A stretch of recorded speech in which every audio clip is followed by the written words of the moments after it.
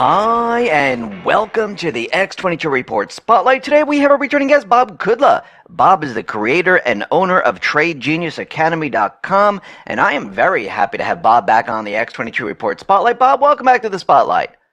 Good, Dave. How are you? Hey, great. Let's start off with what's happening with the economy, with Biden.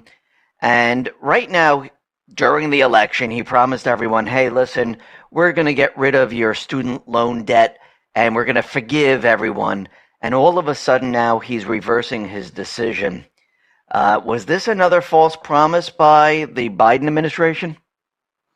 I think it's more reality. They thought they were going to be able to roll the Senate and just get anything they wanted to get passed through.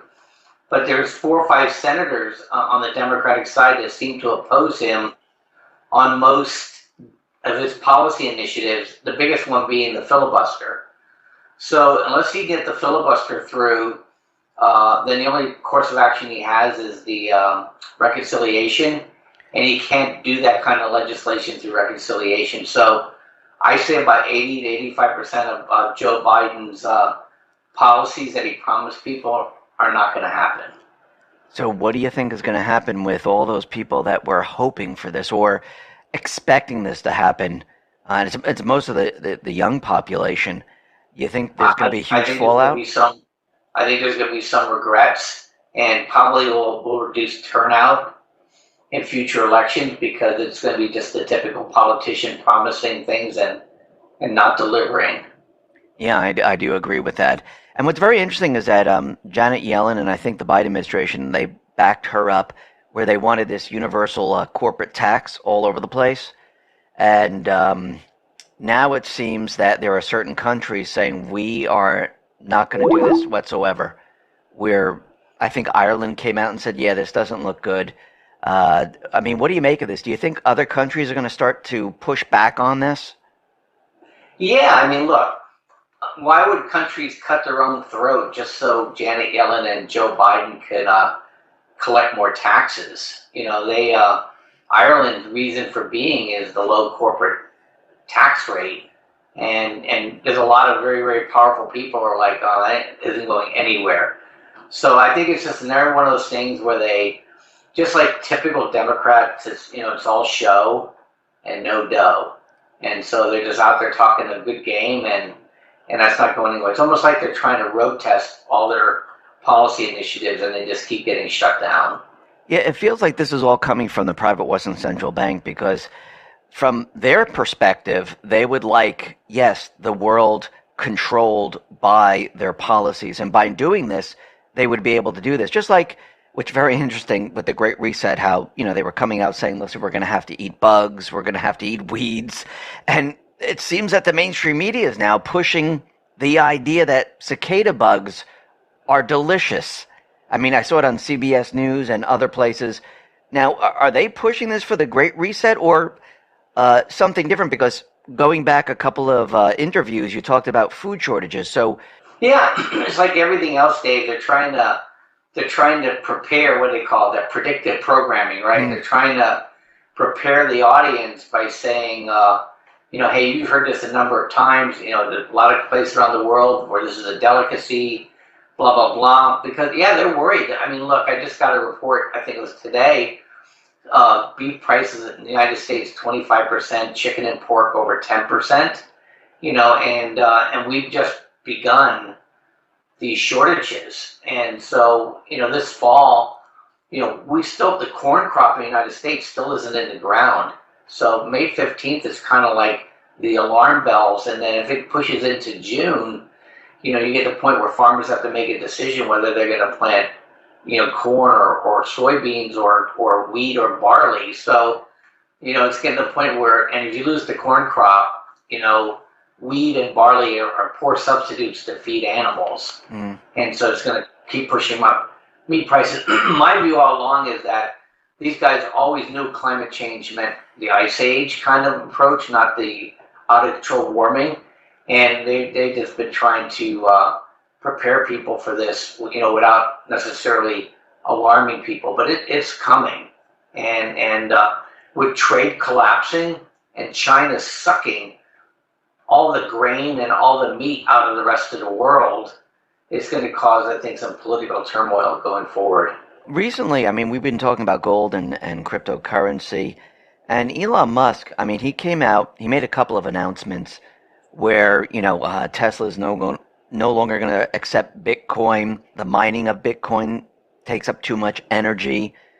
He might be selling off all his Bitcoin. And all of a sudden, we started to see Bitcoin start to drop dramatically. And then there were other announcements about, with China and other things. We'll get into that in just a minute. But do you think this was pre-planned? Do you think, I mean, what was the reasoning for all of this? Because we've come to find out that he really didn't sell his cryptocurrency.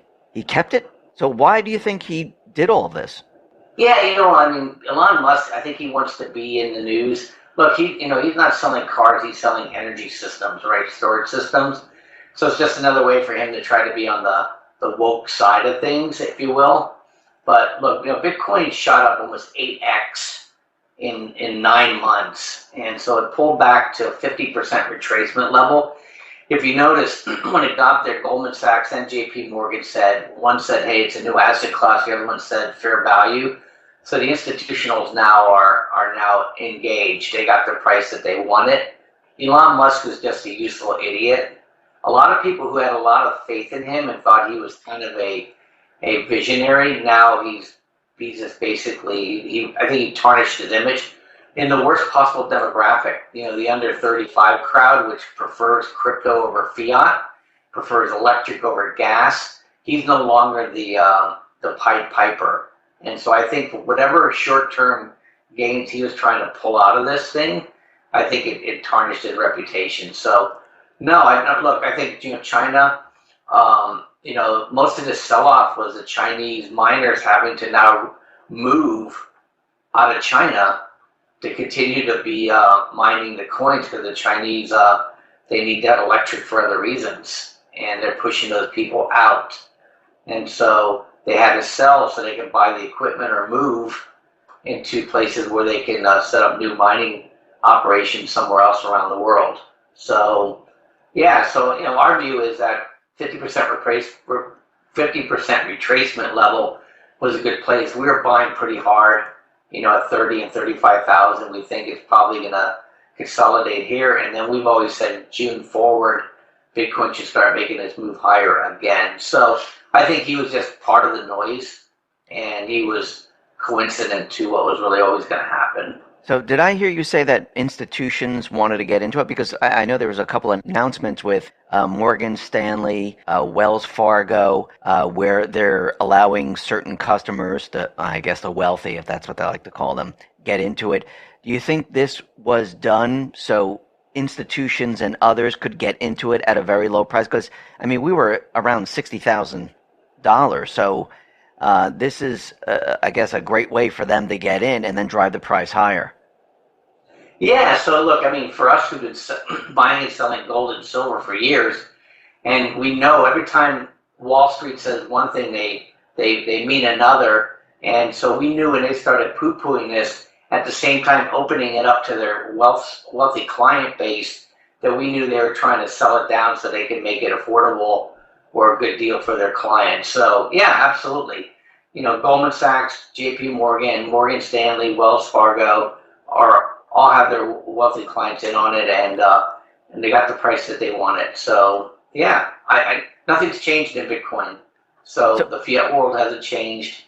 Central banks haven't changed. Governments haven't changed. So the macro story is still there, and they're not making any more of it. So past their 21 million. So it's still a good store of value long term against fiat that's just unrelenting. So the mainstream media, the news, where the bubble has popped, it's over for Bitcoin and everything else, the fantasy is done. You're not buying that whatsoever. No, not in the least. Yeah, I don't think many people are, because all of a sudden we started to see it move up once again. And then we have gold. Gold, I mean, it's approaching 1900 now. It's getting very, very close. And do you think gold is going to continue to move up, or do you think all of a sudden we're going to see the same thing that happened with crypto, where all of a sudden it drops down and we're back to where we were before? No, I think this move now, they pushed it down into the 1700s. Now I think it's going to move higher. Mm. Silver is the one you really want to watch because silver's been kind of sneaky here. And, since March, it's up like 40% from its lows. And the silver miners that we're in are all starting to get bids now.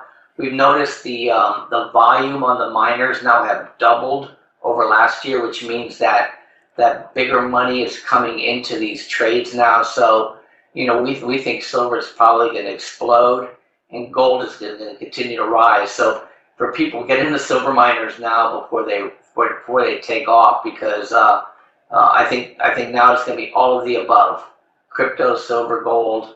Now that copper and steel and iron ore, and they've all kind of played lumber, they've all kind of played themselves out. People are going to move into the precious metals.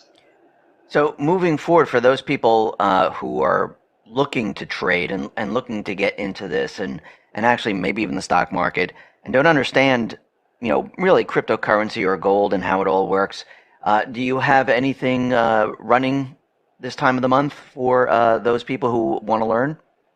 Yeah, so, the way our system works, Dave, is that we think we have some pretty effective algorithms that really rely on buying pressure and selling pressure. So the first thing that we teach you is how our system works. And we have like 22 3 to 4 minute training classes that basically orient you to the stock market, orient you to the indicators that we have. And then once you go through that, then we actually give you access to those indicators. I mean, some of them are as simple as buy and sell. And then once you do that and you have it on your system, you can come into the chat rooms and discuss with other traders or with ourselves the different trading opportunities or the questions that you might have. And then every day we provide trade signals out to people so that we can help them make money while they're trying to learn how to use the system. And then what we did was we put together 7 bundles day for people, so that if they want to trade cryptos or they want to trade the stock market or day trade, we have a system and we have a program for them to go ahead and buy. And we pre-discounted those 65% off. But they have to take advantage of it by Saturday. And then if they don't want to buy a bundle, they can just go into the store, 40% off anything that's individually offered. And then they can just go ahead and take the promo code spring or May and take advantage of it. Great. I'll put all the links at the bottom of the video. And I just wanted to go back for a sec, because we saw the announcement from Elon Musk. We saw that China was banning the miners. And at the same time, which I find very coincidental, the Fed announced that they're looking into digital currency now. Now, I mean, I find it very interesting that they were pushing the price down. Institutions were trying to get into it, and the Fed made the announcement almost at the right moment, at the right time. Do you think this was done on purpose? And what do you make of the Fed announcing the new digital currency? Yeah, look, I absolutely think it was coordinated.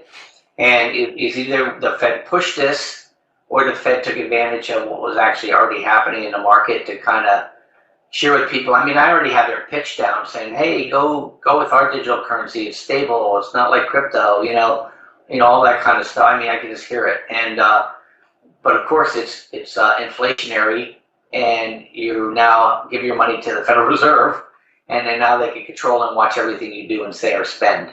So yeah, so look, they want this desperately, but I want to let your listeners know, look, the first step the Fed really needs to do with the digital currency is kind of almost like what XRP is doing in the private sector.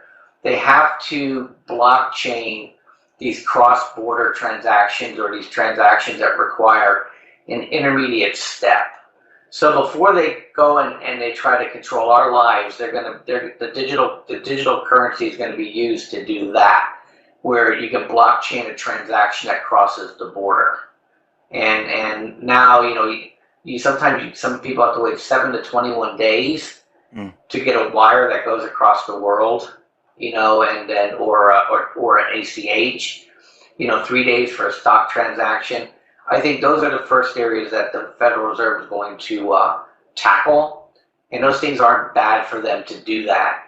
It's just that when they want to get involved in the middle of our personal banking is, I think, when the battle is going to be joined. but I think that's a few years off. So I mean, their digital currency is not going to be blockchain for we the What's that? people. Well, They're I think they're going to have to do something like that so they can get an immediate verification that the transaction was good. So they're going to do something like that, sure. yeah, but I believe. I mean, they're not going to give up centralization of their currency with we the people. Oh, no. What I Yeah, mean by blockchain, just like XRP is centralized, yeah, they only have a couple nodes. They control the whole ecosystem. yeah. The Because federal control the ecosystem, absolutely. yeah, What I mean by blockchain doesn't necessarily mean it's decentralized. okay. So you can decentralize for sure. Yeah, I just want to It's just make a that the transactions verified is what I'm saying. yeah, I just want to make it perfectly clear that it's not going to be decentralized on a blockchain, and the Fed is going to give up all control of everything because that's not They're how going to they. control all the ledgers. Yeah, yeah, and that will give them control over almost everything if you really think about it. I mean, take for instance today, where you have PayPal, you have Stripe, you have all these other places where they say, something, we don't like what you're saying, we can ban you.